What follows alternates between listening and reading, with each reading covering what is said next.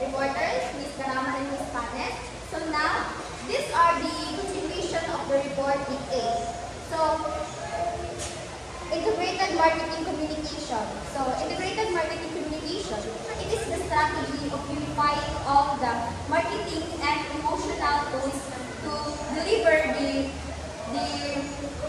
specific, consistent, and effectiveness message to consumer. So, an effective integrated marketing communication plan should encompass the following components. So, IMC plan. So, naka-example diri, which is ang Coca-Cola. So, the first one is components of the plan, what the plan should have. So, tell the company's story, like history, vision, and background. Like for example, ang Coca-Cola ay nag-start sila in 1886. Then, its vision to refresh the world and make a difference. Then, explain the products and what makes them special. Like Coca-Cola is carbonated soft drink known worldwide for its unique taste and iconic red branding. So, itatanan, kabalo man dito nga nakatilaw naman dito o ganang Coca-Cola. So, we all know nga naa siya unique taste and makita man dito sa iyang branding is naa siya red branding din siya. So, the next is describe clearly who the target customers are, like teens, young adults, and families who want a refreshing drink for meals, celebrations, and daily enjoyment. So, nindot jud ang Coca-Cola when it comes to may mga celebrations, like mga holidays, may mga birthdays, mga. Then make a plan on how to satisfy and even exceed customers' needs. Offer regular Coke Zero and flavored options to meet health-conscious and flavor-seeking consumers. So before, napansin man din nato di ba nga, ang sa una, ang Coke, ang isa ra siya, which is regular Coke ra siya. Then karon giusap na nila, nana po sila ng Coke Zero o mga laing flavor to meet the health-conscious and flavor-seeking consumers. Then, show what your brand can do better than competitors. Like Coca-Cola has a stronger global presence, emotional connection campaigns, and more flavor or options than Pepsi. Then, the next is give reasons why customers should pick your product instead of others. Like consistent taste, wide availability, affordable price, and strong cultural presence in holiday events. So, based on my experience, ano din siya, like pares anang may mga birthdays or fiesta sa among kay nag-celebrate me, di dyan na mawala ng Coke. It's because lami lagi siya, consistent taste siya, then wide availability, and affordable na po ang iyang price. Like pag may mga birthday, ang amo kong ginapalit is katulog mga gagmay kaayo nga nasa plastic lang para mas mabahay din siya. Then, know what customers think and feel about your brand. Customers associate Coca-Cola with happiness, sharing, and celebration. Like makita man din nato na either sa mga social media, either sa TV. Pag mag-advertising sila, makita man din nato na with happiness, sharing, and celebrations, nilang ginapakita pag-abot sa Coca-Cola. Then the next is compare your brand with other brands. Pepsi is more youthful, rebellious. Coca-Cola focuses on happiness, family, and unity. So, dili gina-compare sa Coke ang Pepsi. Not to hate, pero kanang di-compare lang sa competitors. Like, makita man dyan nato even sa mga advertisements Ang Pepsi dyan siya kay more youthful dyan siya and rebellious. Makita man dyan nato sa mga advertisements kay ang Coca-Cola dyan kay nag-focus sila sa happiness, family, and unity. Then the next is watch what your competitors are doing. Monitor Pepsi celebrity endorsements and price discounts to adjust strategies. So it is important to tanawon din nato kung ano sa ginabuhat sa mga competitors. Diba sila na sila ginabuhat pero nga strategy nga mas lindot sa ato ang product or sa Coke, mas lindot ang strategy sa Pepsi kaysa sa Coke. So dili pwede nga magtanga-tanga lang ang Coke na dili nila tanawon ang salain na competitor, dili nila i-monitor. Kay kung pasagdaan lang sa Coke nga dili nila i-monitor ang kung unsa ang sa competitor, kay ano lang, may tendency na mubaba ang sales din, makuha siya kanang murang mulaot doon, mulain ang ano sa Coke. Then the next is do a SWOT analysis. So, SWOT analysis aims identifying the strengths, weaknesses, opportunities, and threats. So the strengths of Coca-Cola is iconic brand, global distribution, strong marketing. Then weaknesses is high sugar, criticism, health concerns. Then opportunities, expansion in zero sugar and healthier beverages. Then threats, competitors like Pepsi, shifting to healthier drinks. Next is use different ways to make people know your brand. Ads on TV, social media, like pares anang sa makita man dyan ako sa TikTok or sa mga reels, makita na ko na may mga magsayo-sayo, nag-endorse sila na product, so nagagamit ko sila mga hashtag. Like ako, hashtag share ako campaign.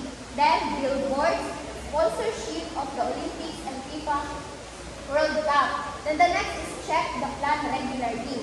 Track sales, market share, brand recall, and customer loyalty every quarter.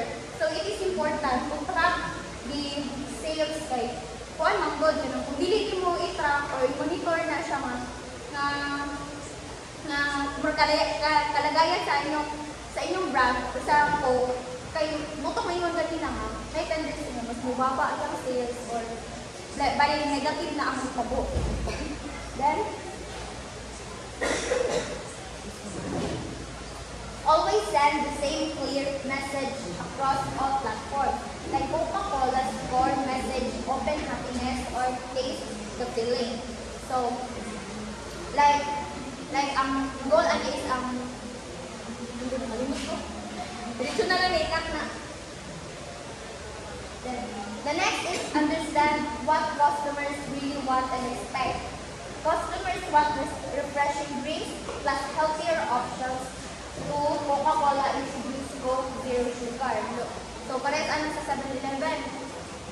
Kanang, mamalik ka, for example sa ako, mamalik ko sa 7-Eleven, regular ko kang makakita nga, ang gusto mo ko gana, ganun wala sugar. So, na-option ko na, zero sugar. Then the next is, make sure your product gives more value than expected. Like seasonal bottles with days. Like before, makita na to is ang Coca-Cola, na regular, matingaan ka na, wala kong mag-share. Make sure your product gives more value than expected. Like seasonal bottles with days. Like before, ang Coca-Cola is, wala kong mag-share ka ng mga names. Diba karoon mapansin na to, mga convenience, or sa kanang mga groceryhan or sa 7-Eleven, makita man din ako ang Coke, naa siya yung name, kasi na name, then nagagamit sila share ako with barkadas ba, family ba, friends, anak, nagagawa sila anak, to gain personalization and emotional value to consumer. Then, the next is advertise in many places at the same time. Billboard in cities, TV commercials, Facebook ads, in-store displays, and branded vending machines. Then, isa po din siya way para mas ma-recognize sa mga consumer na mo din na siya ang Coke, mo din nilindot sa Coke. So, nilindot din siya na siya sa mga billboard cities, TV commercials, and anak. Then, spend enough time, money, and effort to make the plan work. Like Coca-Cola spends millions yearly on global advertising and sponsorship. So, kung ikaw naka-business, dili na mo labo yung business, kung dili mo na siya mataas ang sales, if wala ka nag-spend of enough time, money, and effort to make a plan sa imong business. Then the last one is focus on your best customers. Like loyalty programs and meal combo promos in fast food chains like McDonald's, fast food. So I think I think mo na siya last na part na ako. So the next reporter is Miss Panes.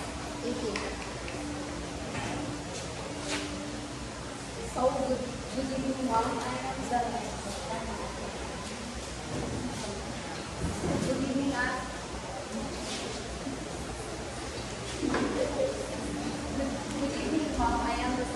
started. By the way, I am one of Paris. So my topic is all about the components of a successful integrated market strategy. So components of a successful market integration, it is refers to the market strategy combines the many marketing tools in order effectively business. So by integrated the market strategy, isa na siya mag-create sila mga new product or services para makita nila ang outcomes sila business. Like mag-create sila business, like like for example, ang team collaboration, budget allocation, channel integration, creating a new product or services, branding, product, etc. So si integrated market strategy is isa na siya team collaboration sa isa ka organization para makita nila ang outcomes silang business kung unsay gusto nilang target audience. And then, there are 5 components of a successful integrated market strategy. So the first one is customer focus. It's a business strategy emphasizing the importance of putting the customer's needs and satisfaction the decision making. So customer focus is also known as customer centricity. It refers to the prioritizing the customer. So let's say for example, si nanay is na siya ay ka store. Then ang iyang suki is si Maria. So si Maria nagpalit siya o sardinas ni nanay. So si nanay is nakita niya wala sa sarili si Maria, which is si Maria lagmang na siya sa iyang anak na ay sakit na palitanan niya ang tambal. So balik si nanay na instead ko niya ang bayad sa sardinas, wala na lang niya ginawa kay gusto siya makatabang ang ipalit nila sa sardinas is iha na lang ihatag para makapalit si Maria o tambal sa iyang anak. So si customer focus is na siya ka na kindness, caring sa isa ka customer. So naadra ang building relationship to your customer. Naadra kanang makatapa ka ng welcome help sa imong customer. And naadra ang loyalty sa imong customer. So the next one is cooperation. The cooperation, it refers to the teamwork or individual working together towards a common goal. So let's say for example, ang company, ang Teach Corp is isa na siya technology company. So ang Teach Corp is nasa na project na mag-create sila ka ng new services or product. So kung sila buhatag para ka na mas mo success ang ilang business. So mag-collaborate sila in mga departments like developing department. So the developing department is responsible for creating a product. Then the marketing department is responsible for promoting the product. Then the sales department, they're responsible for selling the product. So wala lang siya is makita niyo mga kanang successful ang imong business kaya nagpag-collaborate ka, nagpag-cooperation ka sa lahat ng mga departments. So inana si cooperation na kung sa'yo gusto niyo i-enhance or i-develop sa imong product, mag-cooperate ka sa mga lahat ng mga departments para makita ninyo ang successful sa imong business. So that's all, and let's move on to the next reporter, Miss Lily.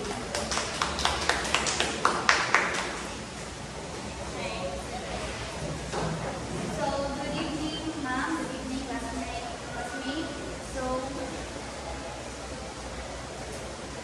So my assigned topic is all about the importance of integrated marketing communication or IMC.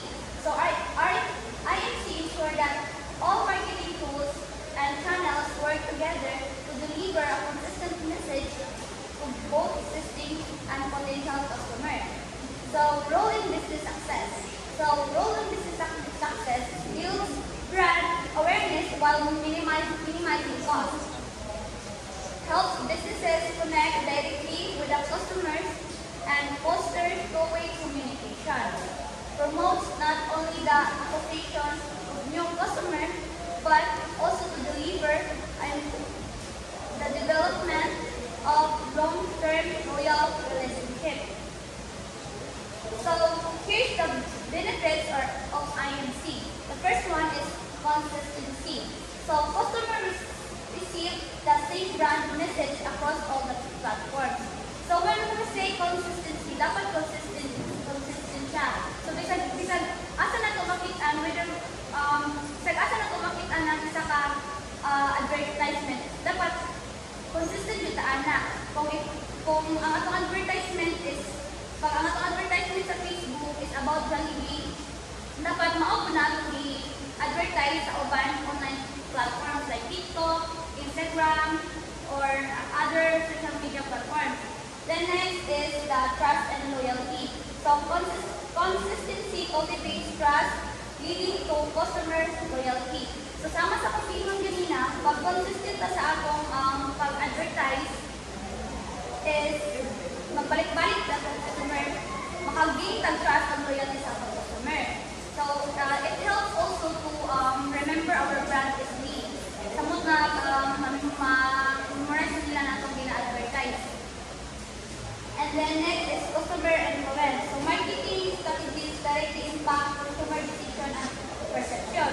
So kaning customer influence, so it means that the way a company promotes a product or service can change how customers think and what they decide to buy. For example, advertisement sa Jollibee. Diba ang Jollibee advertisement niya is about family, heartwarming kaayo. So it makes a customer feel an emotional connection. Because of that, people are more likely to choose Jollibee over another brand. Next is cost effectiveness. Reduce duplication of efforts and optimizes resources.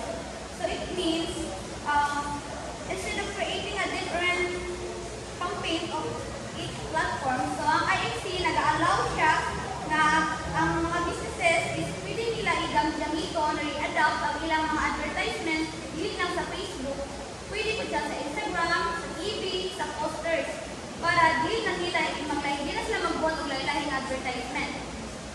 Then next is communication channels used in IMC. So more common na kayo yung ginagamit sa pag-promote ng mga brand, mga product. First one is a traditional media, which is the TV, radio, newspapers, banners, hoardings. Kanang hoardings guys, mga na sila mga billboard. Then last is press releases. Then next is promotional tools, which is the sales promotion, discount, coupons, programs, membership, club. Then next is direct marketing, which is the mail marketing, personal selling. Then last is digital and social media. So mga ng Facebook, Twitter, Instagram, TikTok, or also pa mga online interaction. Then the last one is the long-term importance. IMC encourages continuous monitoring customer feedback. So si IMC, ang company, hindi naman sila just promote the product. They're also listen to customer feedback. Like sa comments, sa reaction. So kamo guys, kung mag-order mo sa mga online na mga baligya, so don't hesitate to comment sa inyong mga na-feel, kung gusto inyong mga gamit na abot, yung product na abot, so dito maulong yung comment nila kay maminaw man na si company and ma-resolve na niya ang problem. Next, it helps company adapt marketing strategies to sustain long-term survival growth. So kanang mga company, pagka mga nila mga Jollibee, so sa mga itong pandemic, so na-adapt na nila ang grab na mga food para hindi na makagawa sa mga tao, so masustain nila ang growth per week, and di sila malugi kaya mga tao nagpalit naman siya sa online, so mga ano na sila pag-unay niya katong grab o katong isa pa ito ilang mga grab food panda. So by adjusting this strategy, they were able to survive challenges like pandemic. So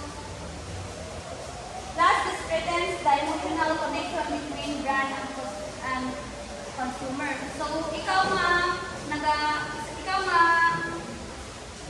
so marketing doesn't just make people know about the product. So it makes feel connected. Dapat it makes connected na po na sa ilaha. Gilira na sa nag-promote ng product, dapat ka na yung product makakonekta na sa tao nga nag-palit sa ito ha.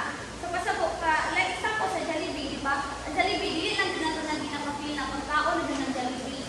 Kung ano na siya ka ng nakita ko na ni na ang Jollibee is hindi lang siya pagkaon, kundi para po siya sa, it's about family bonding. It's about love and joy. So,